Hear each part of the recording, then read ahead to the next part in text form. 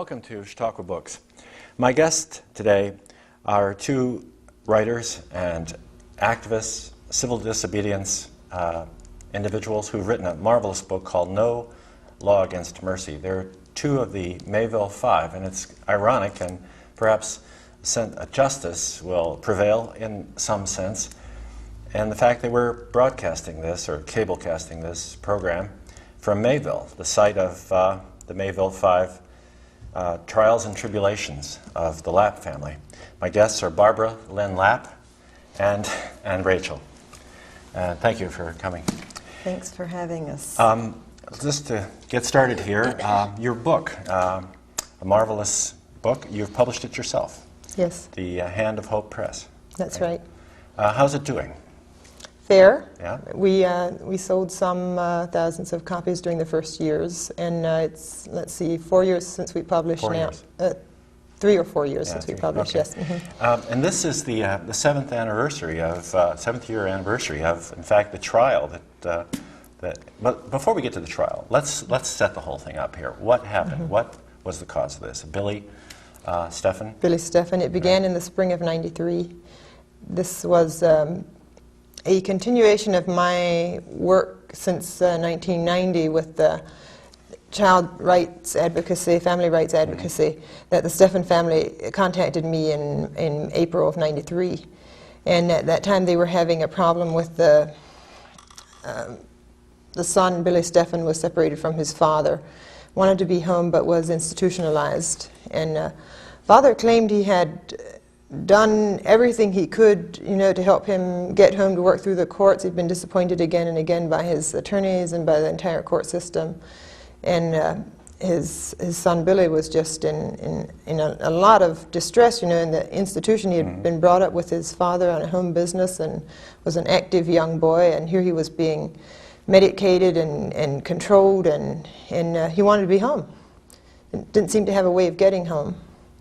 And I began to work with the family with ideas first on legal defense, and then when that was exhausted, or when they told me that these avenues had been exhausted, they said, well, what would happen if we just go bring him home? Since he was almost 16, and he was certainly old enough to have a voice, it was just being ignored.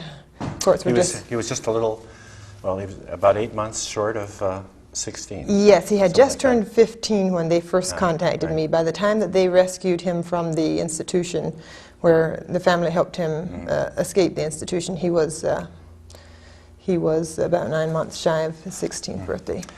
Rachel, you were sort of reluctant to get involved in this. I mean, you were supportive, but you were thought that Barbara Lynn was taking a lot of time away.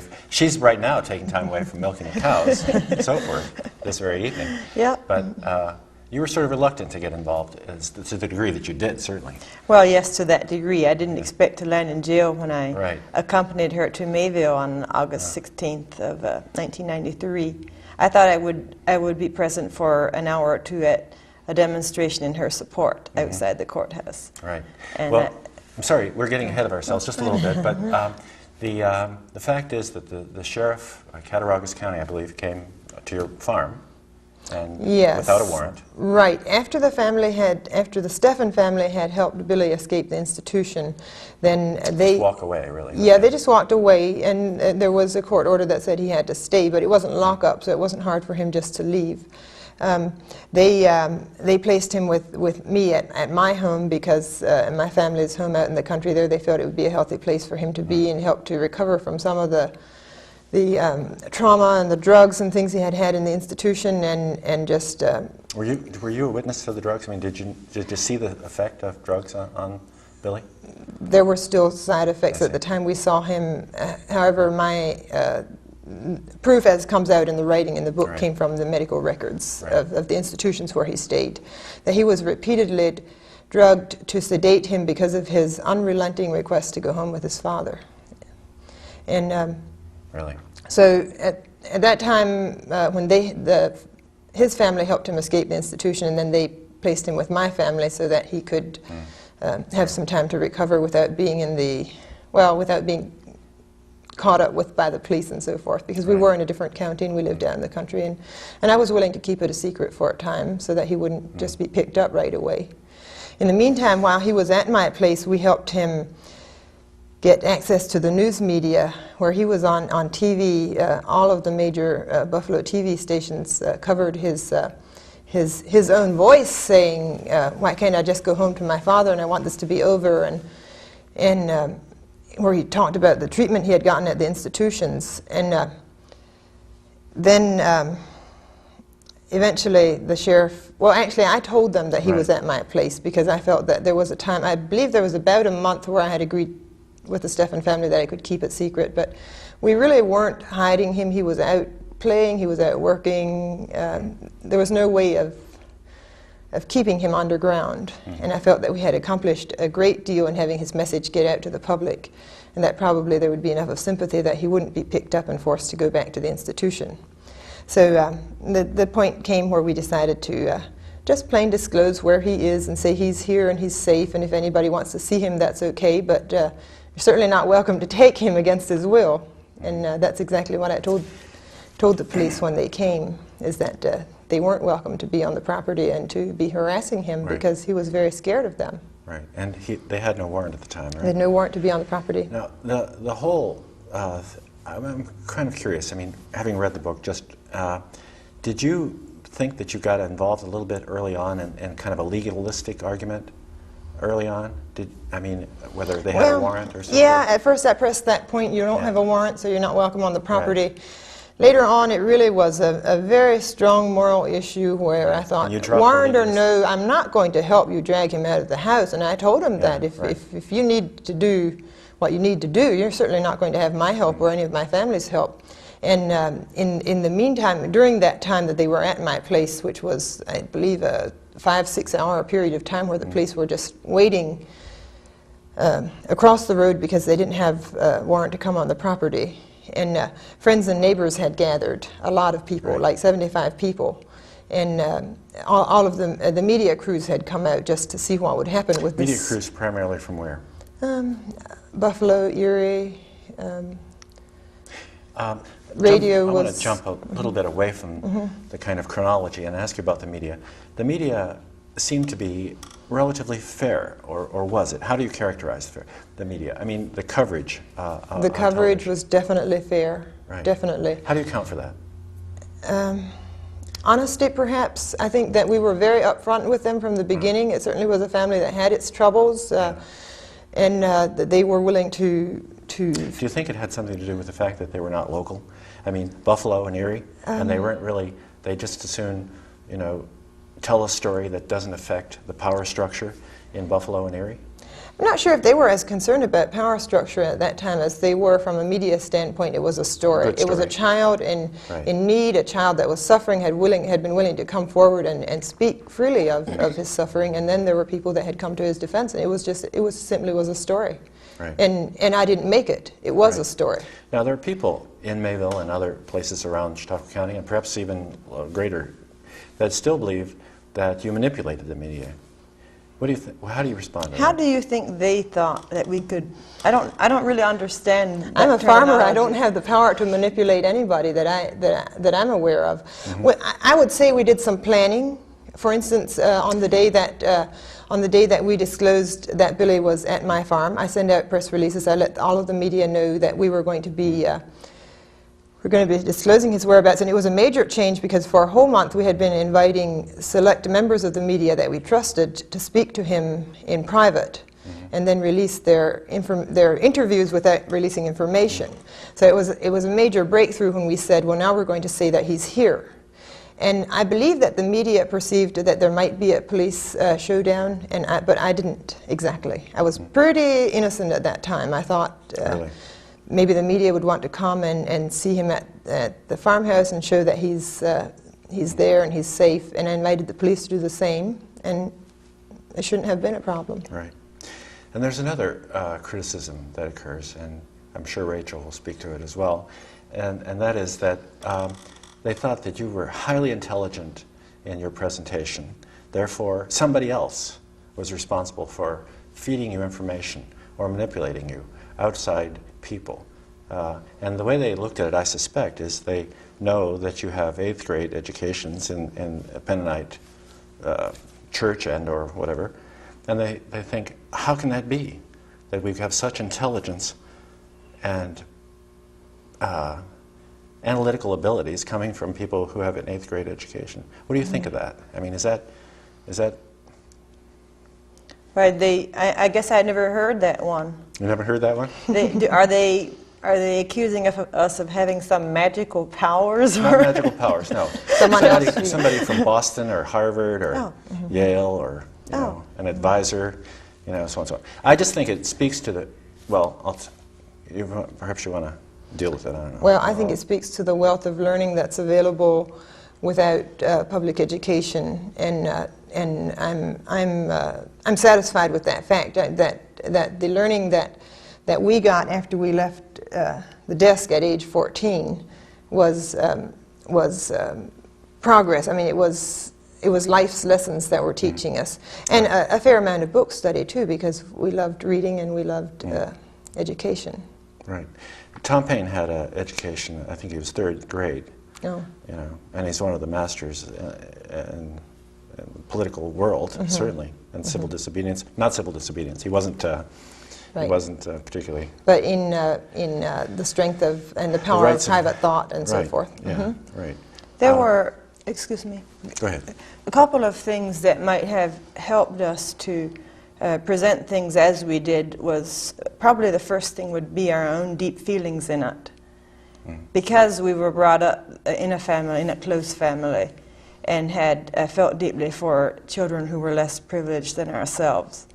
And our parents had always encouraged us to share. It wasn't new for us to help people out, even to bring people into our home, on a few occasions, teenagers that needed a temporary place to stay, to get their lives in shape. And the other thing probably would be that your personal experience with child protection had us well aware of the issues of children, of parents being falsely accused, as Billy Stephen's father was, of abusing his son. And that was pretty much borne out by the fact that nobody bothered to touch Billy the entire time you were in jail. I mean, they just let the whole case go and let him not really collect him. Right. Whereas they could have if they thought that he was. Yes. Of course, they made the whole thing was shifted to one of non-cooperation. I mean, that was what was the substance of the charges that were brought? The charges against the were of you, your father and Joe. Yeah, it was obstruction of governmental administration was the charge that we were all found guilty of. There were some other charges involved early on, especially in my case, of custodial interference and conspiracy. So, but those, what the jury found us guilty of in October and November of '93 was obstructing governmental administration and resisting arrest. And tell us about that. I mean, what are your thoughts on it now? You never copped a plea, as they say. That's the corruption of the whole system. The charge itself, I guess, was quite a learning experience for me, because I didn't know that you could be charged with resisting when you're just standing there. And I never did resist arrest. I just said I choose not to cooperate because I believe your actions are wrong.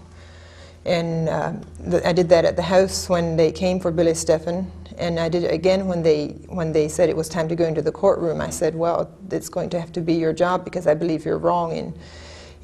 Under the standards of American law, to have a citizen forced to court without having harmed anybody, in my interpretation of the law, there was no crime. So I was trying to test the government's ability to, or the court's ability to prosecute when there was no complainant. There was no complainant. Billy Stephen's family was very thankful for what we did for them. Billy was happy, and who was there to complain except some huge outside government entity that said, because you didn't obey when I said, then you're wrong. And I didn't believe in that kind of law. Going back and looking at it, did things like institutions like Amnesty International or the ACLU or political support, legal support, ever offered assistance?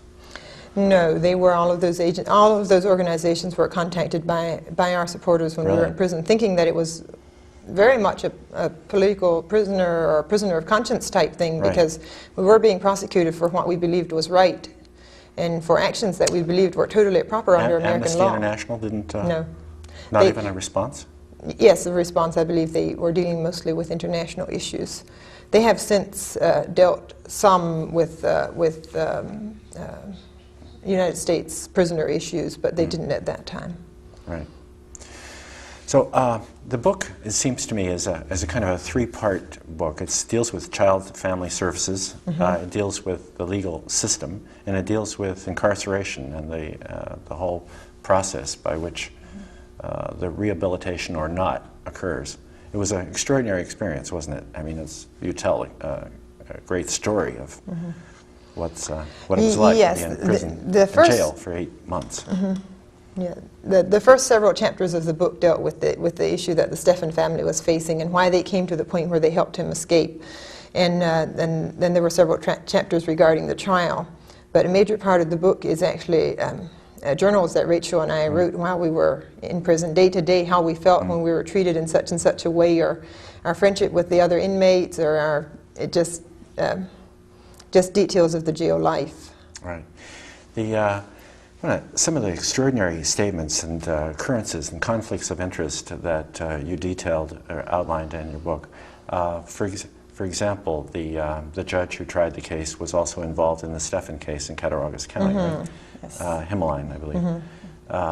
And when the pamphlet appeared regarding the constituting a statement about jury, the function of jury, I think it was an extraordinary scene where I think it was Lynn who was trying to explain, or perhaps it was you, what the role of the jury was and what freedoms you had. Tell us about that scene. Do you recall? I'm sure you do. The Fully Informed Jury Right. Association, the pamphlet, the yellow pamphlet that Right. came up as a... Yes, the judge was concerned that any of the jurors might have read it because our supporters were distributing it outside the courthouse on the day of our trial. And that pamphlet basically just informs the jury the members of the jury of their right to vote according to their own conscience, and not necessarily according to the law as the judge puts it down. Right. And that's very well established in historic American law, is that the jury does have that right and has practiced that right throughout American history. Well, as I read the book, the judge said, I don't know exactly what the law is, but I'm the judge, so whatever I say is the law. And it was a scene out of Gilbert and Sullivan, I thought. It felt that way too. Really? In fact, there were several instances during our trial when Rachel and I and my brother-in-law and my father and our friend were seated around the defendant's table, where we heard things happening in the courthouse that made us laugh. And it was really... Fox's testimony, for one.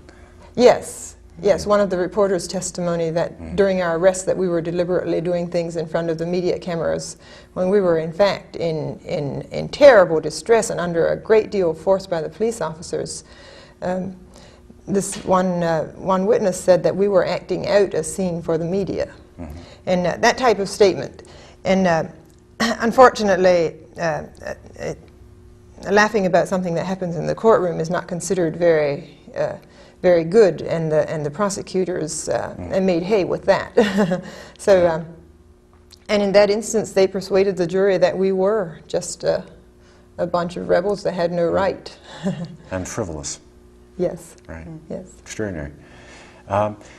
In looking at this, did you go, I'm sure you did a lot of reading, I know you did, during your in jail and during the trial and so forth. What other political cases of political prisoners or kinds of civil disobedience had you studied? I mean, I know certainly Thoreau. Yes.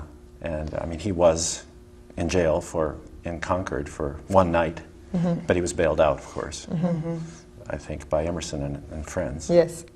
Henry David Thoreau was a very good teacher to us while we were in jail. We read his books.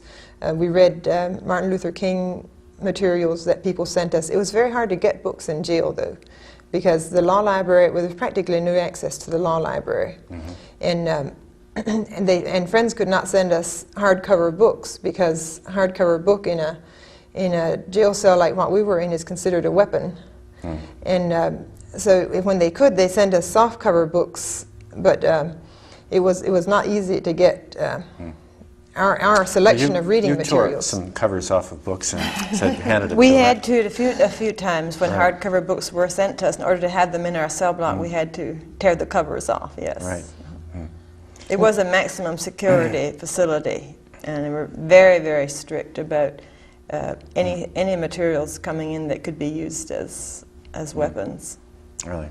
How long, jumping around here a bit, but during your incarceration, how long did you work in the kitchen? How long was that? The jail kitchen? It was close to 4 months. 4 months? Yeah. So half the time. About almost half the time. And yes. that was 8-9 hours a day, plus your work? Yes. Yeah. Have they, well, I won't ask that one. Rachel, did you guys distinguish your roles in putting together this book? I mean, did you have different kinds of objectives, or just basically outline it in terms of the diaries and draw it from the diaries? We both kept diaries every day, and when we put the book together, we tried to cover the events by selecting our notes, our day-to-day notes, to chronicle what actually happened during the 8 months. So we would use either one of our notes for the day to make a running account. And during the writing of your diaries, did you exchange diaries? And no, we didn't. We both wrote every night, and we always. It seemed as though we often covered different subjects or different details of the same subjects. So that. Well, I recall one instance where I think it was you said of Rachel's diary, she hasn't talked about the fact that she's been crying lately, and you commented on that in your section. So I figured you had to be reading. The last stage, when we were done writing late in the night, usually it was like 11 or 12 o'clock when we were done writing, we would exchange our diaries, each read them, seal them up, and send them home, because we never felt too secure as far as keeping records in the jail, because things could be confiscated. So we sent our diaries home every time, and just before we did that, we would read them. We'd read each other's. Each other's. Okay, yes. So you did. Yes, we did. All right, yes. Good. Yes. Well, Rachel, you especially, and both of you really, but you didn't let much pass. I mean, if somebody said, for example, I agree with you, and I'm just here and I'm following orders, and I agree with you, a CO, a corrections officer, both of you would pin them to the wall and say, look, it's your responsibility. I mean, you have the guns, you have the power. I'm in jail, I'm locked up. You didn't let anybody off the hook there, did you? Most of the time. It occurred to us that many of the injustices that have taken place down through history have been brought about with such an attitude that it's right because it's the orders I've been given. Right. And people have been tortured, executed. Certain folks ethnic groups have been annihilated because it was orders. So that in our view was something that they should think about, and we hoped about that by mentioning that they could rethink. Did you find there much re-examination of their own positions? Not really. They were pretty comfortable with doing as they were told to do, regardless of whether it was right or wrong. Did you find that the kind of hostility of much of the community remained? Of much of the community? Yeah, community. I mean, Mayville, beyond, You mean the general citizenry? Yeah, the general citizenry, right. I didn't think that we would say that they were hostile. No? The general citizenry usually was pretty understanding of our position, but it was those who had government jobs that felt threatened by it. And so the closer you are to the site of the court and the jail, the more people are involved in the governmental operation. Yes. But even within that structure, there were many people that were kind to us, that were not hostile, even though they held jobs in that area. They were not hostile. And I think that's where some of the challenges came in sometimes when we got to people, talking to people in an almost friendly manner, and then we would say, but don't you feel it on your conscience what you're doing, that you're taking part in the same system that's holding us unjustly. But we did find among the corrections officers at the jail that there were some that were very nice to us, and some that weren't. Surely. The stories, one of the anecdotes that you tell of one of the, I think it was a taller, stately individual or whatever, who was terrified of essentially what he had imagined and wouldn't take the meals that you served, thought he might be poisoned. He'd come in for coffee. I mean, that sort of attitude is a real effectiveness of the kind of fear and hysteria, wouldn't you say? Or how do you account for that sort of thing? I'm not sure that was a valid fear. Well, I didn't think you were out to poison him. As far as an employee of the jail, and it did come out strangely that we were serving meals to these same people that were holding the keys to our cell, and of course we were in a position where we could have retaliated, but we had no such thing in mind. You could have burnt the food, huh? What? Well, we could have made it hard for them rather than what we did was to cook the best we could, and we considered it an opportunity to be out there cooking and serving after having spent 4 months in the cell where we were almost. It was somewhat hard to keep your sanity just because you weren't doing hands-on work like you were used to all your life. So when we came to the kitchen to work, we were actually quite appreciative of the opportunity to work. Surely. And the case that you mentioned, I think where someone said something like that, it was probably only one person. Oh yeah, because I mean, that's most the of the anecdote. staff enjoyed coming to the kitchen for food and wouldn't. Well, surely they wouldn't. If there were too many of them, I mean, would nobody be eating the food, right? Right.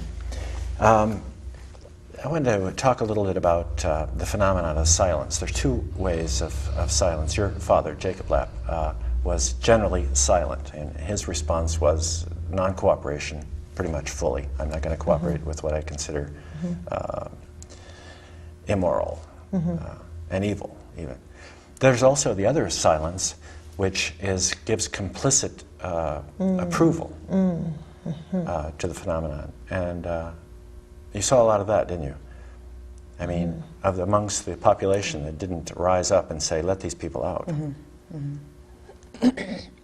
Yes, there's a saying that I think goes deeply, that says that I have a strong feeling that the opposite of love is not hate, it's apathy. And we did see that. I want to read one section. I think, let's see, it's your comment. Realizing our tendency to want comfort calls for a straightforward mental review of why we're here and what we want out of life. Not for anything would I have traded my place here to cause Billy suffering. The deals the court offered us for us to go home smacked of bribery. There was no temptation. So if we could all just be a little more patient, we could see that even though the jail is nasty, it is the best in comparison with all the other options. Jail is good because compromise is worse. Jail is good because compromise is worse. Tell us about that. Maybe you could comment on that. That's probably the very thing that we felt from the day we entered jail and from the day we started refusing the plea bargains and the offers that we had to go home, was that, we can't do that, because if we do that, we'd be going back on our commitment to helping Billy, which we started out with, and we were right in wanting to help Billy. So to compromise by an admission of wrong just for the sake of our comfort at the expense of a suffering child, I mean, that comes across as sort of low for a capable reasoning adult to act in a way that would jeopardize the safety and comfort of a child that's not able to speak out for himself. Right. Jump around again. Have you had any effect on the state system on child? I mean, do you know? I know you're still active, and I know you've been to various jails and prisons around the state and so forth. But What has been the effect that we see mostly is keeping the issues in the light, because a lot of these family court issues have gotten to the point that they are because of the secrecy in the courtroom. And that's been my objective from 10, 11 years ago when I was first accused and when I first became active in this, is what's happening in there is because it's a closed court system. And that by speaking up about what's going on and by helping the families to feel the personal empowerment to stand up for themselves, that the system can be changed. And it is to that extent. I believe it is, that if people know their rights and stand for them and are willing to make the personal sacrifice that it takes sometimes to bring these issues to light, that there are changes. Now, you're active essentially, it seems to me, on a micro level. You're taking it on a personal level and saying these are injustices and I'm going to attempt to address them to the degree that I have the capacity. What about addressing the causality further up in terms of the political and economic system that produces such problems in terms of... Do you Our father has studied that in depth, and to some extent we can try to remedy that, but it's like it's too large for life to take on the federal government. It's not... isn't that what politics is, though? I mean, isn't that what, say, the independent campaigns and other political campaigns are about? Taking on, becoming the federal government? They are, but we're not interested in becoming a part. So that makes us sort of outcasts in the political world. You deal with, the problems that are produced at a larger level. But you're not addressing the problems at a larger level. You can't do everything. I'm not asking you to do that. Right. In a way, I think we are addressing the largest problem of all by dealing with people individually, because it is the individuals that allow the government to take power in areas where there shouldn't be interference. Right. And it's because of the complacency of the individuals over the generations, the last few generations in particular, that we have lost so many of our rights. And I do feel when I'm talking to someone on the phone, like I did several nights ago, someone that called that had been falsely accused and was being, he felt he was being coerced to take a plea bargain even though he was innocent. And when I spoke to him and told him to take the moral stance and to say only what he knows to be true, and not to for his own safety or for his own fear of 7 years in prison to go and tell the court a lie. And when I speak to people like that, I feel from my heart that I am addressing the root of the problem. People have learned to just comply, comply, comply, and they get in deeper and deeper every generation. And I think that all good efforts have to start from the bottom. You might say they have to come from the subjects themselves, because you will never have a king without subjects. So if those subjects become fully informed and withdraw their support, there would no longer be a king. So I think it is part of the big picture, the high up picture. Okay.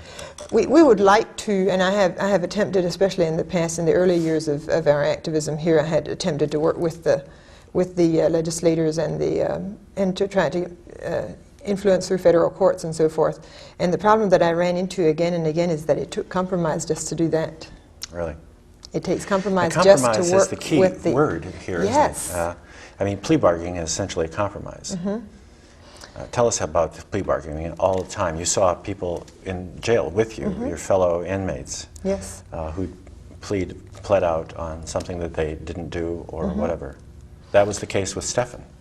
Yes, and that's why he had gotten to where he was, and he regretted that he had taken the plea with the promise that he could have his son home, and his son never came home. And I see this in family court cases again and again, is to say, well, if you just plead and you admit neglect, you don't have to admit anything very bad, and then you take counseling and things will go okay. And then sometime down the road, you're trying to do what they say, and then you run up against something that they're telling you to do that's downright wrong, and you decide to take a stand, and then the whole thing is down the drain. Your child doesn't come home after all. So the people... Once you've been entangled in the system. Right, once you've been entangled. And we feel very grateful that we didn't become entangled in it at this point, because, well, jail was 8 months. And after we get out of jail, we still have life. We still have a life to live. And, well, in my case, if I could just comment on that compromise issue, I had 2 charges, obstruction of government administration and resisting arrest. And my plea bargain offer was that they would drop the resisting arrest if I would plead guilty to the obstruction. And the obstruction details included that I was to admit that I had been physically fighting with the officers at the time of my arrest. And I wasn't. And so I would have had to say a lie. In other words, that would have been the compromise, would be to say a lie just to get out of jail. And that seems pretty low down. Right. And especially it's because... It's a good word that you use. You used it when you described the jail once. This is a low-down place. Recall? This is a low-down place. Well, it wasn't the inmates so much as the officers that made that atmosphere. And the reason I say that is because the officers expected me to say that in court where truth is supposed to be upheld under oath, and they knew that I hadn't done it. They expected me to say that I was pushing, shoving, and fighting with the arresting officers, where all the time what I had been doing was holding on to her. That was all.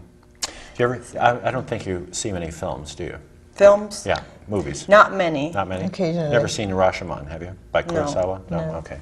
Well, there's a scene in there. You describe what happens, both of you, in the melee in the courthouse lawn, and then you let the court transcript also describe. Yes. And that's essentially this film, which is telling the 2 different stories from different perspectives and letting the reader decide for themselves what happened. It's a marvelous scene. Oh, a question that's totally almost off the mark, but anybody making a film of this? It has, well, not right now, but we've signed numerous contracts. You have? Yes, Okay. it's optioned. It's working. It's at the point where they're working on it and haven't landed it yet. I see. So you've got screenwriters and stuff and all that good stuff, huh? As Yes. far as you know. Yes. Right. Well, I wanted to ask you a thing that I found extraordinarily interesting, and that is good time off for good behavior in jail. That, too, is a compromise, isn't it? I mean, essentially what it says is you have to do what we want, and nobody can report us, and we'll decide whether you get a little time off for good behavior. Yes. So it's a method of control, not just control behavior, but to keep people from reporting problems, isn't it? It can be. We didn't see good time being taken away from inmates for speaking up, but the fear was there. The threat was there at times that if you... there was one instance where there was a report made of some misconduct by a CO, and then the sergeant threatened that particular inmate with taking away her good time. So yes, that threat is there all the time, and you say a little time, but if you're serving a year and 1/3 of your time is reduced for good behavior, then you have quite an incentive to behave. You spent a good percentage of time in all of your sentence, right? I mean, what was the sentence, in fact? It's a 1-year sentence. 1 year, okay. And we were given the standard Right. 8 months. Right. Did you see any instances outside of your own work with fellow inmates of rehabilitation, efforts of rehabilitation? In the county jail structure? Right. Yeah. No. No, there was no help. There was no help for rehabilitation in county. I think in state prisons there would be more programs, but there were no programs whatsoever for for instance, the people with mental problems that came in, or any of that. In fact, it was a setting, we would say, that was very detrimental to improvement. The young ladies that would come in with minor charges and would be subjected to treatment and example from other inmates and from even the corrections officers in the line of drugs, alcohol, anything they were charged with, they were not encouraged in the right direction. And just for the fact that they weren't given anything constructive to do for month after month, I mean, what does that do to a person's character? TV was a major entertainment, and drugs were the major support system. That's what people went to when they went crazy. They asked for drugs and got them. Sedatives, Sedatives. Prescription drugs, Right. yes. Prescription drugs, yes. And many of them had to have them. They just practically went over the edge. Right. What sort of things were they prescribing, and who was prescribing them? I mean, The doctor, the geo doctor that I came see. in regularly on visits, Thorazine, Thorazine. yeah, regularly, often. And then if they couldn't get that, they would at least get some kind of cough syrup was a big thing. They would feign colds and coughs so they could get cough syrup at least to sleep. So you had your share of TV, and you probably came out just really wanting to get a TV in your house, didn't you? The opposite. Yeah. We saw so much TV that we never wanted to see it again when we got out.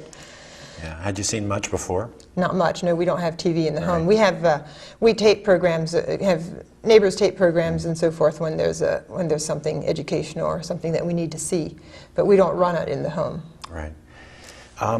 You are connected to the internet, and you're selling the book over the internet, and it's Amazon.com and so forth. Had you been involved to that extent in computers prior to?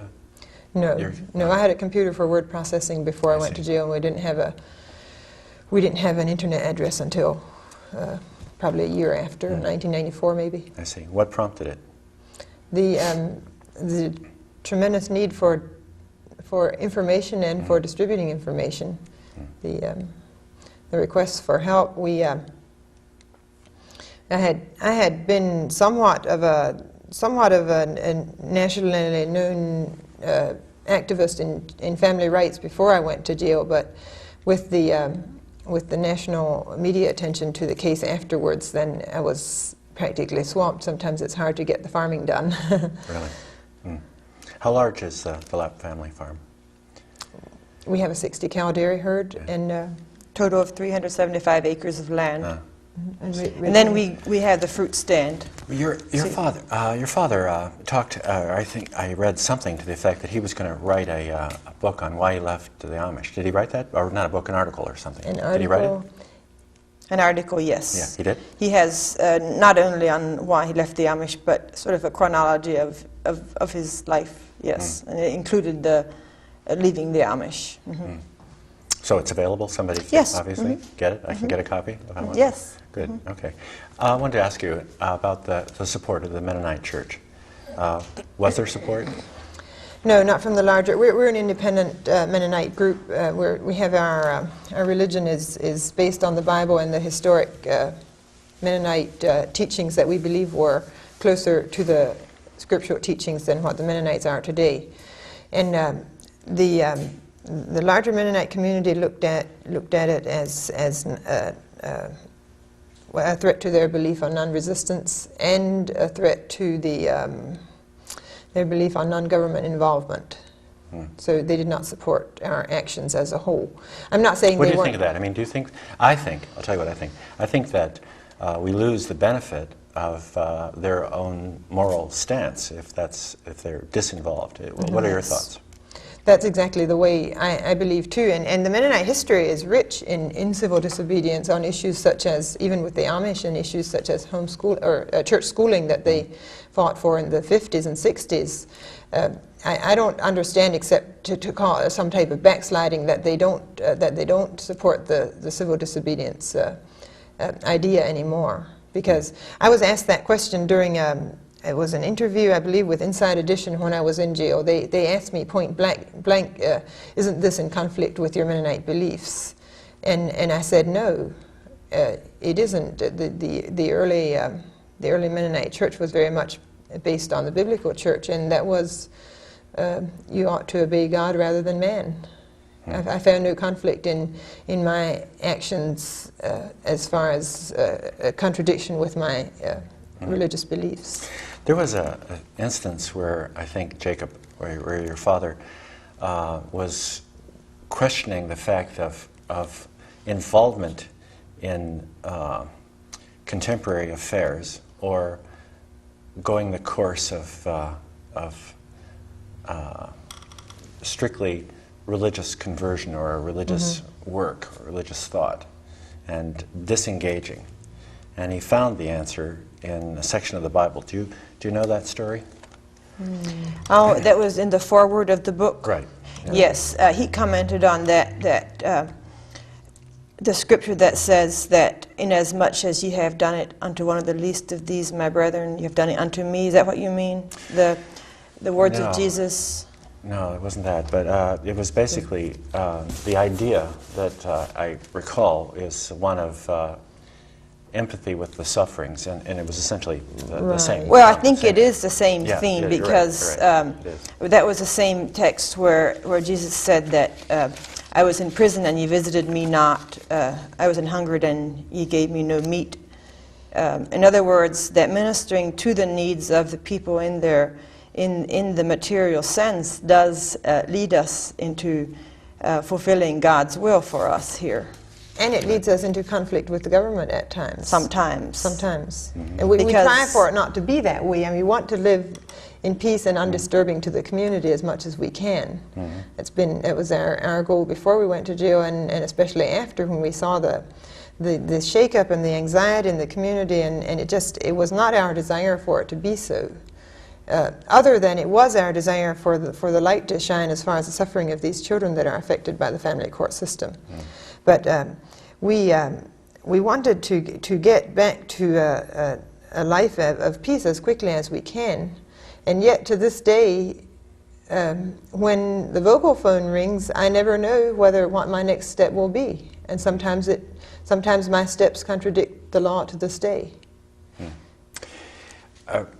Rachel, you at one point during the latter part, you were considering the release. It was weeks away, and you said, it was a kind of a recidivistic statement. You said, I have an urge to do it all over again. Oh. You recall that? Yes, What I was that do. about?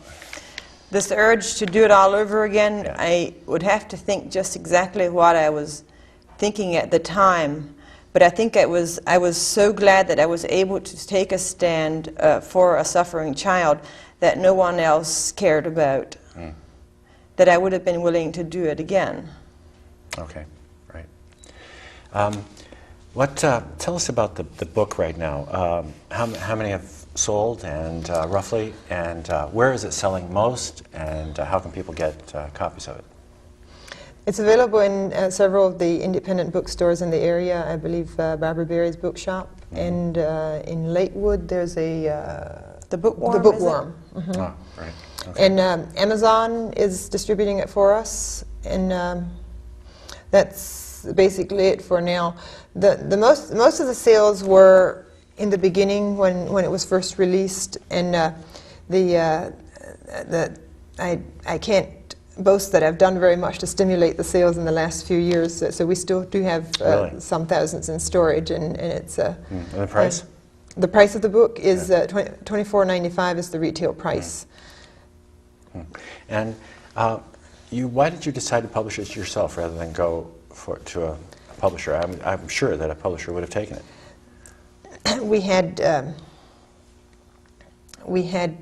a dream of presenting it the way we felt was most important. And some of the issues of conscience involved in the book are perhaps not as glamorous as a mainstream publisher would want them to be. But so much of our stance was tied into our religious beliefs and our political observations and things that are so unpopular that we were afraid that a publisher wouldn't be able to. So from day one, you decided you were going to publish it Not yourself? from day one, no. No? Oh, No, I see. I worked with agents at first, Ah. and I had, like you said, there was interest. It was a publishable work. We just decided to take it on by ourselves. We had the support of an writer-editor from Buffalo that was willing to delve into it with us, and he agreed with us on preserving the principles of the story versus making it perhaps as sensational as another media outlet would want to see it. How about the film? Are there going to be changes in the film? What's going to happen there? You know? That's hard to Think tell. about it? That's very hard to tell. The only film writers that we have worked with are people that understand us and understand our work. I see. We haven't offered it freely to to Hollywood, for instance. Although the one screenwriter does work with Hollywood also, but we don't want it going just anywhere and just, you know what films can do. Sure. What about people who've been named in the book? Many of the COs, the correctional officers, and many of the others who would say they were critiqued. Certainly, I mean that's what the book is about. Have they responded? Have they said anything about the book? And how many of those people have shown up at your fruit stand and your vegetable stand? Some of them have. I don't know that they have responded, at least not face to face. Are you getting much in the way of a public reaction or reaction to the book? I mean, like reviews locally, the various papers and so forth? In the beginning, there were reviews in all of the papers. Okay. And we had several national reviews also. The subsequent legal fight that occurred, did that surprise you with regard to I think it was one of the officers was charged with harassment and so forth? Did you predict? Oh. Could you have predicted that?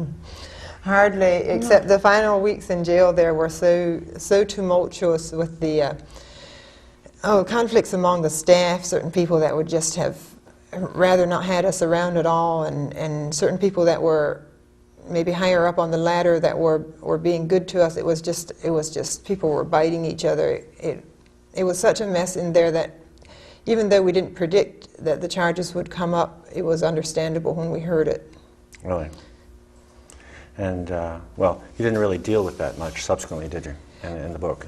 No, it's mentioned in the epilogue Right. that there were charges against a jail supervisor that we didn't believe that we believed were probably not true charges, but we don't know.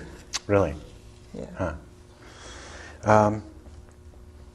Well, let's see. The dilemma of temporal work versus I've already touched on a little bit. You've talked about that.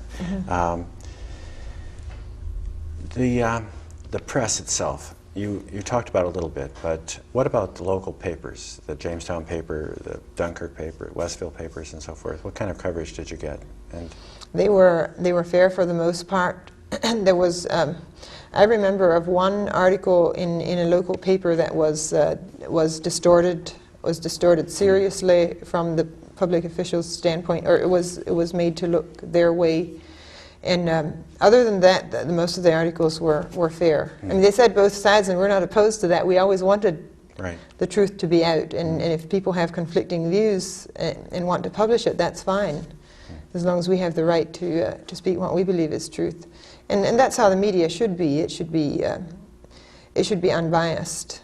And we didn't see them taking sides. Apparently, the prosecutors did, because they felt that we had gotten an unfair advantage from the media, and of course I didn't see that. Right. I tolerated a lot of abuse from the media too, and you learn to accept that when you choose to take the public route of exposing something, then you will have your criticisms, and you can live with that.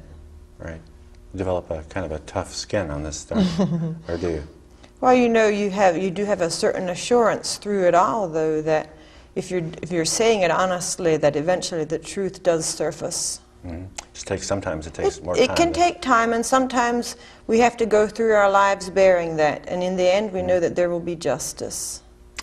Well, that's a good way to end it, but I don't want to end it yet. The notion of a depoliticized population, a population that just sort of accepts what government says, or accepts how the press interprets it and doesn't think for itself. Did any of that shock you, surprise you at all, or not? I think during the jail era that it like smacked us in the face, where we had seen it before, but it was just unbelievable that there could be acceptance of this kind of treatment, that even our local people, some of which we knew that are in the political arena too, that there could be an acceptance of us being in jail, and yes, that was a shock. How do you account for that? I mean, there is a theory that interests me a great deal, and that's the concept of spirals of silence, where people essentially look to the people who are articulating an idea or a viewpoint, and then in order not to be ostracized or isolated, they accept that idea. It's nothing new, but that seems to be the case, wouldn't you say? Or Yes, and I think the bright side of our actions during the 1993-94 jail term was that some of this was exposed, you might say, or it was shown that a person can, with a personal action, make an influence on the life of others and the people around us, and I think that's the positive aspect, and actually it was a lot of the reason why we went into writing the book, was that if only we could share that there is a personal strength and empowerment there when you do what's right and you know you're doing what's right, and you can even live with the silence around you if or the consequences of having come up against the political structure. Because there are, when the citizen is right and the government is wrong, there are consequences, uncomfortable sometimes. for the citizen. For the citizen. Yes. It can be uncomfortable, Right. but that doesn't mean that it wasn't worth it. Right. Okay, well, thank you. Rachel and Barbara Lynn. Thank you Thank for you very having much. us. We've been talking to Rachel and Barbara Lynn Lapp. They are the authors of No Law Against Mercy. It's published by Hand of Hope Press, and we have a phone number. People want to order a copy from Casadega, right? What is it? They can call us, 595-2637. Okay, good. Well, that's it for Chautauqua Books. Thank you for watching. Thanks.